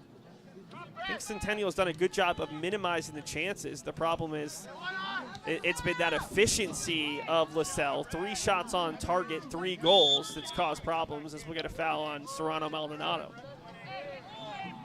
10 minutes gone by here in half number 2, and it's just the 3 goals. This is, to this point, I mean, there's still 30 minutes left. It would be the closest game that LaSalle has played in conference. We actually saw the closest game that they've played during this 9-game winning streak. That win over Mountainside that finished 1-0. But at that point, Monty Hawkins said we had the pieces. We were beginning to show what we could be, but we weren't executing. We weren't finishing. And clearly something clicked. Yeah, and that's what's so neat about it. It's really a team that has clicked and jived and melded together and has a cohesive energy. And they're getting it done. Centennial looking for that first goal. Lots of contact, and it'll go against the man on the floor who's not too happy. That's Brambilla, who thought that he had been fouled previous to it. Still don't have a shot on target for either side here in the second half. On the free kick, that is pinged. What a perfect ball by the center back. And Cooper Eldon over there fighting for it, and he will draw the throw-in. Yeah, pinpoint accuracy on the set piece. This is Sheffield, who's had to do a lot more hold-up play than being able to attack goal with his face-to-goal. Working with it is Breslin Nichols. Nichols looking to get off a cross. Nichols working against Fulgencio. Still with it. That's actually Fabian Gonzalez defending there. Lyon has it taken off his foot, but one right back by Serrano Maldonado heads it into the mixer, bouncing around and controlled by Eldon Nichols. Eldon out wide, able to find a winger, and eventually it's cleared off of the defender Lanaltz, and we will get, I believe it's going to be a throw-in just by the corner flag. Yeah, LaSalle ratcheting up the pressure a little, and a lot of nice passes strung together there, and everybody's competent on the ball. There's not a lot of panic in their game.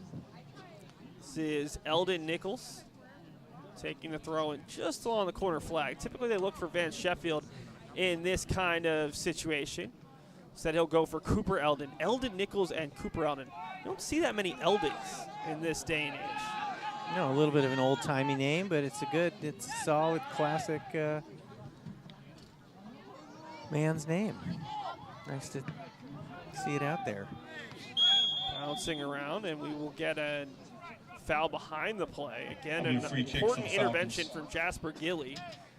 Gilly and Garvey, the G's in that center back position, have done a great job today for LaSalle, as the player who was called for the foul is now struggling a bit. I can't quite tell if that's Brambilla again? no, that's Fulgencio, the younger Fulgencio. Oh, yeah. That's Alejandro, who goes by Alex, who had that great chance in the first half, tried to dribble through 4 players and nearly did so. Yeah, he's leading the team in goals as a freshman. Obviously a bright future. Well, just think about him and Vala Sagafi facing off for the next 3 years. I mean, they're not going to be seeing a lot of each other one-on-one, but those are 2 incredibly talented players who have already put up big numbers, and they're just freshmen, as now you see Fulgencio, who's going to have to be carried off.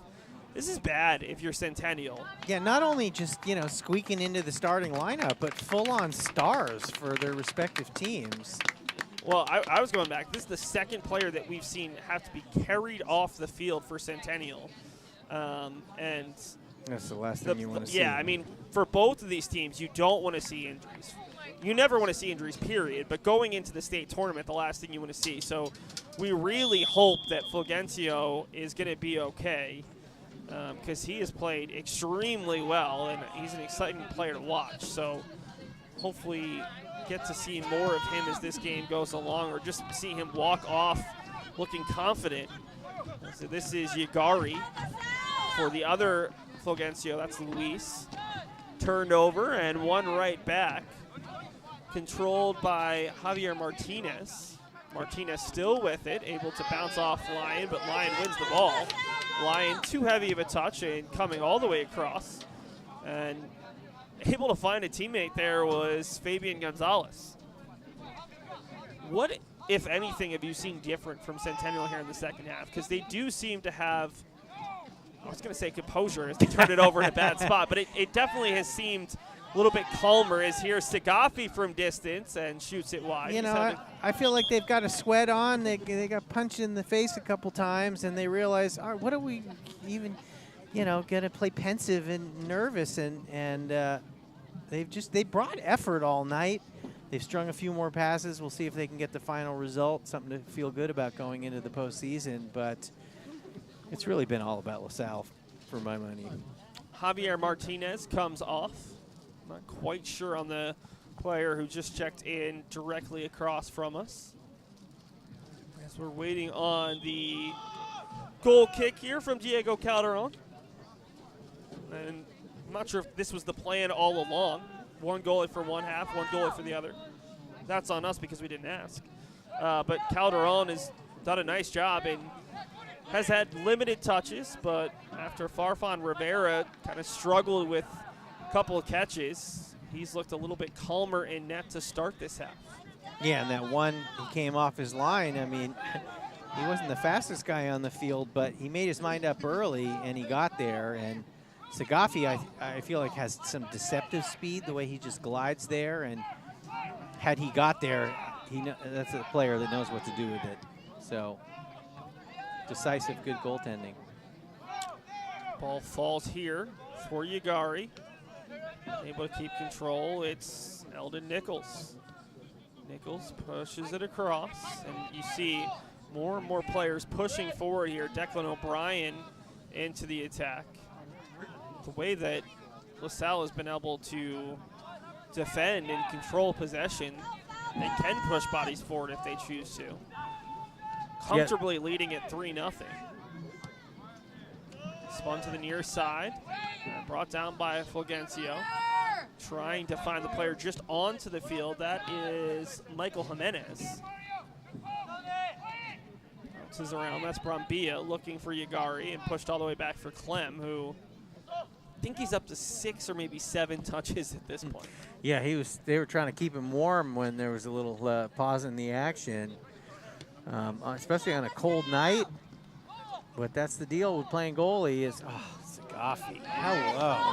Just Magic feet. Just another highlight reel play, looking to play in Sheffield there, who stays on side. Yeah, flag stayed down. Sheffield back for Eldon Nichols and immediately runs to the middle of the box, bounces around to the far side for Cooper Eldon, pushes it out for Lyon, wants a go, and Why he not? just pushes it wide. You could see him lining up the We've shot. got a save there. Isaac yeah. Lyon, I'm not sure if that was saved by the keeper or deflected, because it got through a lot of players, but either way, it results in a corner kick. And wouldn't be the first time that we've seen a ball deflect out and a midfielder just have it go. We saw Serrano Maldonado score in a very similar play earlier. And it's Serrano Maldonado right now who's going to take this corner kick from the near side. Just about midway through this second half, and it's a very respectable 3-0 scoreline if you're Centennial and if you're LaSalle. I know that they want 7 or 8 goals every game, but 3-0 is still a very comfortable lead against a team that's currently sitting second in the conference and in the top 18 in all of 5A. Serrano Maldonado floats that one in, finds a teammate, but heads it backwards there. That was the defender Garvey, and now almost turnover. It's a good job anticipating, but 2 defenders back, and it's controlled by LaSalle. Fulgencio looks up and immediately met by who else? It's Lyon, who's done a great job defensively. Here's Sagafi trying to leave it for Sheffield. Still sitting on 29 goals. You know he's looking for number 30 here. And he is unable to control it, as that was good defense from Fabian Gonzalez. Yeah, and that was a good strike out of Lyon as the defensive midfielder. You know, he saw his chance to take a crack, and he kept it low, and probably just on the post or off, but the keeper couldn't take any chances with it and earned a corner. Couple subs about to head over to midfield and get ready to check in for LaSalle. This is typically the point, or even a little bit earlier, that Monty Hawkins has been bringing in some of his subs. Not sure if this is fully emptying the benches at this point or just trying to get some players some time who will likely play in that next round. As LaSalle figure 5th in the state at minimum. They shouldn't move down after a win over a solid team. Will likely be hosting one, if not multiple games going into the 5A state tournament. And I would say that playing at home is a huge advantage for them, but realistically, playing anywhere recently has been a huge advantage for them, putting them on the field. There's a lot of support out here tonight, especially on senior night, and I'm sure Now the into the playoffs game, will, number 23, you know, River only up the ante. But tons of parents out there. They've been loud. And they've been returning to the game, number supportive, 2, and I'm Henry sure it's Fubera. energized the LaSalle team, and they want to do it in front of their home folks here. River Nichols is into the game, the 5th and final Nichols brother, who typically is a starter but did not start today because of senior day. You see that a lot. And this is important to get him some minutes in before the state tournament. The other player is Henry Fubert, the true freshman who came on late in half number 1, and he'll get some minutes as well. Making those little sacrifices. Everything's going right with the team chemistry, and they're just, LaSalle's in a really good place right now. I think what I love, and you see it a little bit less in soccer because there's just less chances to score, but I think you know a team is going well, and you see it the most in basketball when you bring in the last man on the bench and the starters are cheering louder than the bench was cheering during the actual game when those bench players score when they have something go well, as we're going to see Sheffield whistled for offside. But you see that entire bench up, probably to keep warm, I think a little bit right now. But they've had a lot to cheer about recently. I think it makes it easier for anybody when you're coming off because you feel confident someone else is going to do well. And the collective joy of the team. When the band is cooking, you get in there and play tambourine, and it sounds good. Love that analogy. So it's controlled here in the midfield by Eldon Nichols. All 3 Nichols brothers out there right now, I believe. I'm not quite sure. Nope, actually, I know for a fact Breslin checked off. So 2 of the 3 out there. Breslin had himself a nice game, and I'm sure we'll see him a lot during the state tournament. He's played on the turf. Fubert back for Eldon Nichols, and across for River Nichols. So right now, it feels like LaSalle all of a sudden has a little bit of that first half dominance back. Yeah, they're going to get the Olays going in a second here. They're starting to really assert a lot of dominance in the possession game. Sustained pressure, and they're finding holes in that defense. All of a sudden, some space is open as we are into the final 20 minutes. I'm not sure if those are just tired legs or.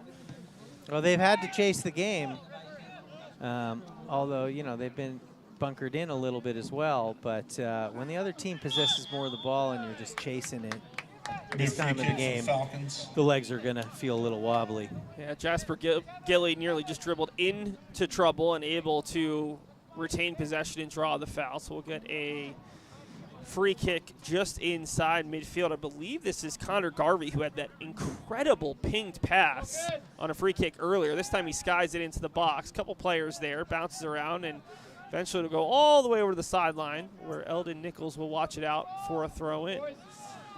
Gives it off for River Nichols. Talk about Eldon not being used all that often. Oh, River goes just high over the bar on the near post. River Nichols is another fun name. Yeah, that was a cross that was just off enough that it nearly snuck its way Deep into the shot upper from corner. River Nichols Those are the results in a absolute goal worst kick as a keeper. for the Eagles. That in-between shot that you can't quite anticipate, and you think you're good, and then all of a sudden it's dipping a little bit faster than you anticipated. Yeah, it had a little more knuckle and a little less in-swing on it. 3 goals all scored in the first 30 minutes. Valasagafi, Cooper Eldon, and Kevin Serrano Maldonado the difference right now in what has been a closer than anticipated game the way LaSalle has been playing, but still some time left as Sheffield held up play. A lot of white shirts racing backwards. Now it's River Nichols towards the top of the box. Knocked down, but not out of trouble yet. Valasagafi has one. Looking for the assist. Serrano Maldonado is stopped, but the offside flag is up. Sagafi's a surgeon. He knows how to just lay it in on the other side. It's just, I mean, obviously I've been singing his praises, but it's so deserved. He's fun to watch. You're going to be on that Valasagafi bandwagon before a lot of people. I think I've already joined his fan club, apparently. Controlled in the midfield, it's Foubert. All the way out for River Nichols. 15:25 to go. This game feels like it might have a goal or two left in it. Centennial has done a great job defensively today. They really have, but facing a freight train in the form of a team that's been averaging nearly 7 goals per game in conference, and that includes just the 3 goals today. They've given up.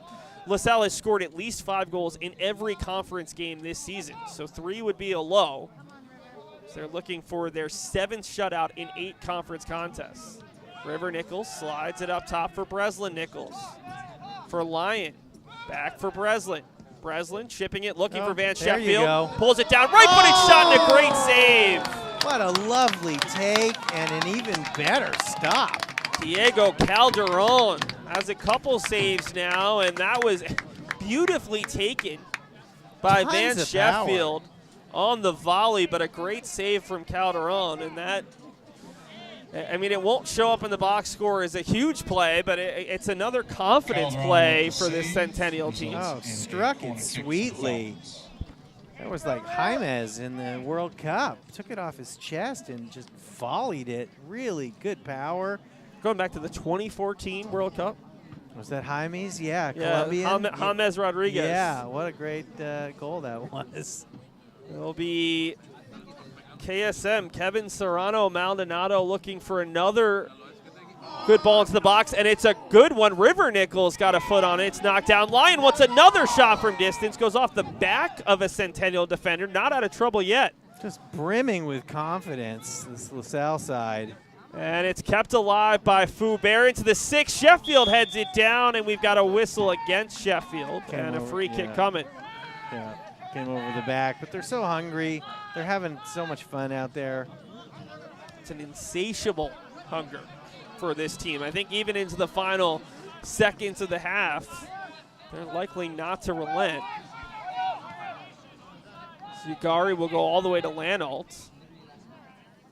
Centennial will be an interesting team to see how they fare in the state playoffs. Lost last year in the second round here at LaSalle 3-2. Yeah, this game isn't the greatest indicator of where Centennial really is because they've just run into a team in form of a lifetime. And the scary thing is they're ranked 5th in the state, but they've got to be the most dangerous team just in terms of their ability to score. LaSalle this year has scored 77 goals and conceded 12 times. That's a 60 + 65 goal differential. No other 5A team in the state has scored 65 goals, period.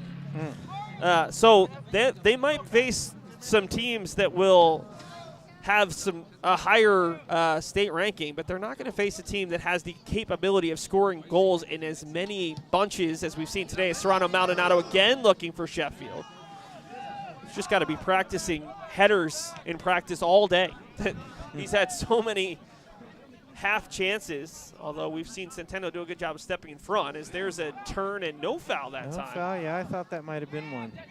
I think that was Foubert who looked lively. Made the most of his minutes. Oh, This touch. is Luis Fulgencio looking to push forward. Fulgencio is pushed down, and that'll lead to a free kick. Taken down there by Jasper Gilly. And if now, then Be a when, free kick if you don't for the commit some Eagles. numbers forward here and try to steal one. 11:40 to go. Centennial has 2 subs waiting to check on. That was Luis, the older brother, I should say, of Alex Fulgencio, the starting forward, who's one of the players who's come off injured and hopefully is okay. There's 3 players over there now, and I'd love to see Luis's brother check back in. Yeah, good burst for the older brother there to put it into space and just run right around him. This is Anthony Brambilla to take the free kick into the box, bouncing around a shot opportunity. A second one, a big save. The ball's loose. Unbelievable. And getting there before Yagari is Clem. 2 to 3 good looks there and unable to get a shot on target. Oh, just pinging around so dangerously, and it wasn't going to take much to poke that in the goal, but I didn't see if he got any wood on it and the keeper was able to actually keep that out, or Centennial just couldn't quite get the shot off. From my view, they had, I think, 1 to 2 looks where the shot was actually deflected down by defender. There might have been a bit of a touch from Yagari that could be called a save, but he didn't get much behind it. At least Clem was able to get his hands on that and snuff it out. Here's once and for all. Sagafi. Sagafi with a left-footed shot, and it's poked wide and out for a corner kick. And Ben, corner kick for I know the you're more of a goal Falcons. scorer than a defender, although I believe I've actually broadcasted you trying to play some goalie. I say trying as a joke there. But for this LaSalle team, they're up 3-0. A goal here would not mean that they'd be in danger, but that shutout means everything on senior day, but also just period for this group. And I think that shows throwing bodies in front of the goal, Clem diving all over the place. This defense is going to be a huge part of their postseason run one way or another. Yeah, at this stage in the match, 3-0 is a lot better than 4-1. I mean, the shutout is certainly just for that morale of the defense and feeling unstoppable. But well, it's also a pride thing as Sheffield finally gets the header down, but not a ton of pace on it as it bounces right into the waiting hands of Calderon. I'm sure you asked the coach. He wants the clean sheet. Oh, absolutely. You can't lose if you have a clean sheet. You can go to penalties, but you can't lose. And that's going to be a big thing as they go on to the state playoffs, is there's some beautiful footwork. I believe that was actually Foubert, although they do sport similar haircuts. Oh, yeah. Or at least hair colors. Foubert wearing 2 and River Nichols wearing 23. Yeah, correct. That blonde mop, which honestly I'm a little jealous of just how much hair they have right now. Here's Sheffield with a good turn and eventually pushed out by the defender. Vance has struggled for space, but it's one of those things where you kind of have to accept it if your team is succeeding. It's really just whatever you need to do for your team. And he's done a nice job today with his hold-up play. He's created that second goal. He's had an impact despite not putting his name on the goal tally and getting that 30th goal this season. Yeah, absolutely. Been instrumental. Has the assist that might have been going in the goal anyway, but You can't fault Cooper Eldon there. no. Substitute just into the game, trying to make his mark. 100%. That has got to be your mindset to score every goal you possibly get your hands on. So here come the subs, a trio of Eagles flying onto the field. Yeah, that was a bad one. I'll totally cop to it. I like Now it. into the match for the See, Eagles, we've got- number 7, Benito Uziel Lopez. We've got Benito 16, Uziel Lopez. Fulgencio. Alex 20. Fulgencio is back onto the field, so that is great news after we saw the injury. And Sura Poe is back on for the second time today. But the big thing here for Centennial, when you saw some of their better, two really strong players go out and have to be physically picked up and carried to the bench, a little bit worried about that. It's never a good sign. I tried to glass him with the binoculars when he was on the bench, and he didn't look that bad off, so I was a little confused at the move to play stretcher and take him off. It looks like he was good enough, and what a whirling dervish of a double helicopter move there. That was Brambilla, who's looked good in this second half.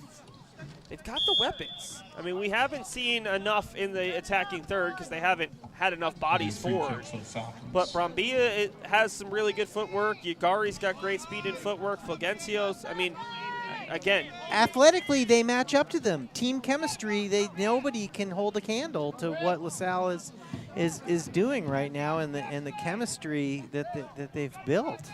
this is Sagafi on the turf. A great look, and getting a piece of it there is the center back, Connor Garvey. How often do you have a free kick lined up for a center back, and Garvey slipped, still got a piece of it, and another save for Diego Calderon, who's looked good. But Sagafi, that was so well weighted. That was a great chance. It's not an easy chance, and it's understandable that if you're just a hair off balance that you may fall over. But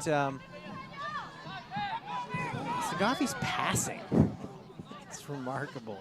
Yeah, I think that's the area. I mean, his dribbling is also fantastic. But I think his passing and his wherewithal is probably the area that he looks the least like a freshman and more like a freshman in college, sophomore in college. Like, you don't see many players at the high school level as unselfish as he is.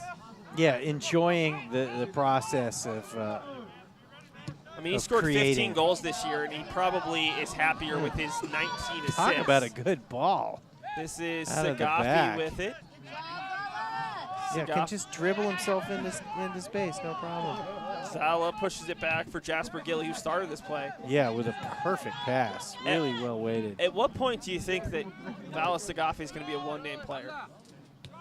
I'd be fine with Vala or Sagafi. I think either one could catch I keep on. saying Sagafi. It's got a nice phonetic ring to it. I think, he's going places.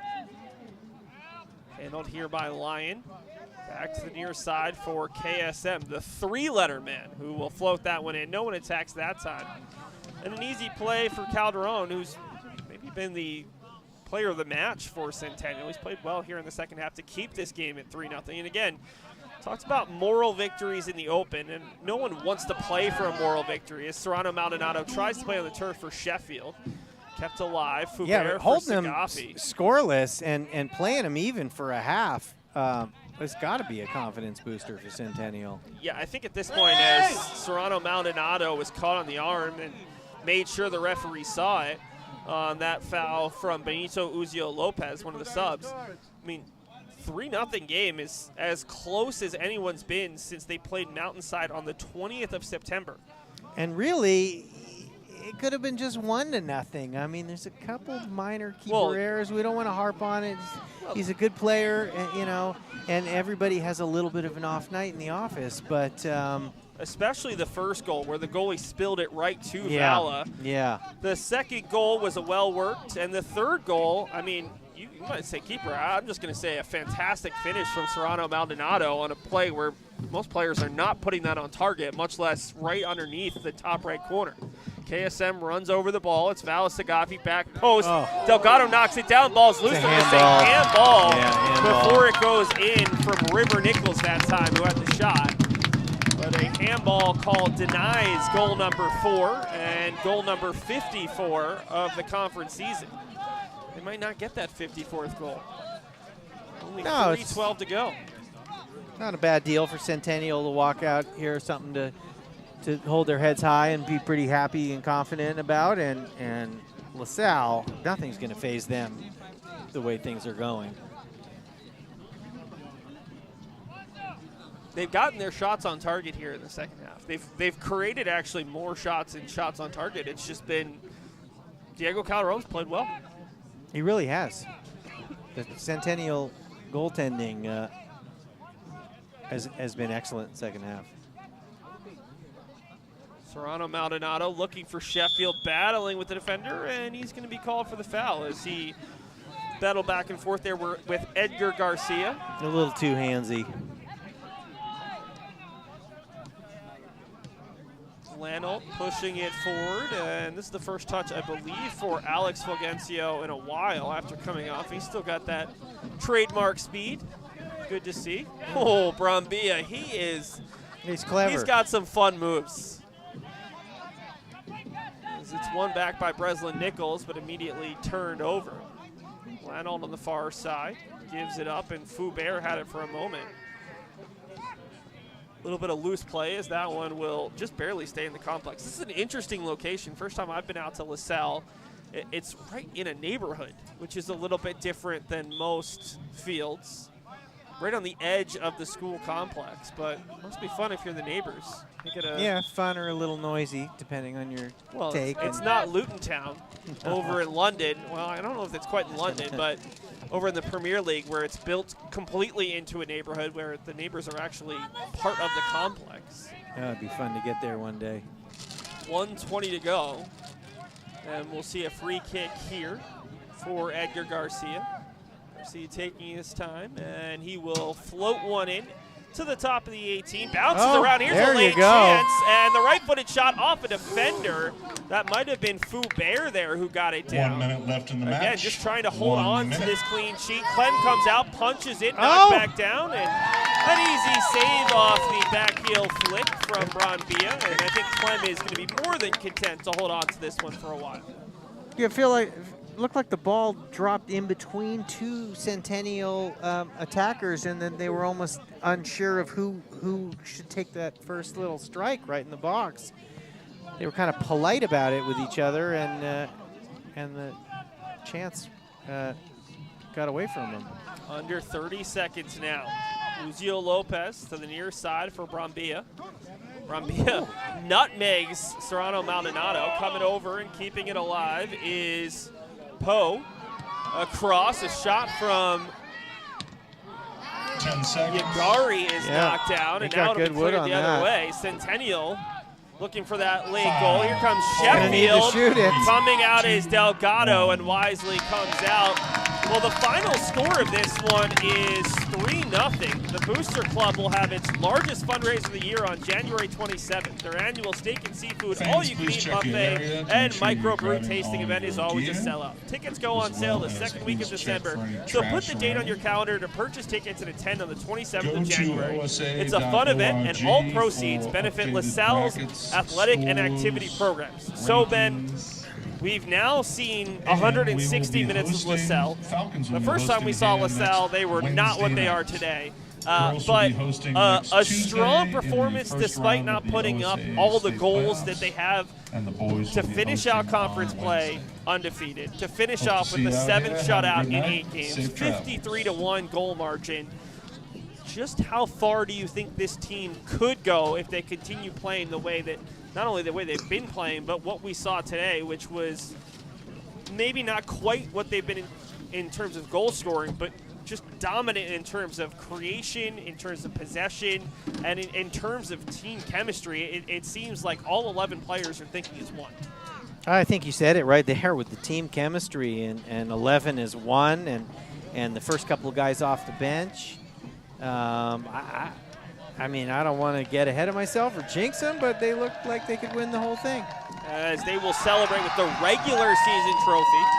Certainly not the trophy, the last trophy they're hoping to hoist this season, but this was a really strong performance by LaSalle. And for Centennial, a lot of positive signs. I mean, you see 7-0, 7-0, 8-0, 8-0, 7-1, 5-0.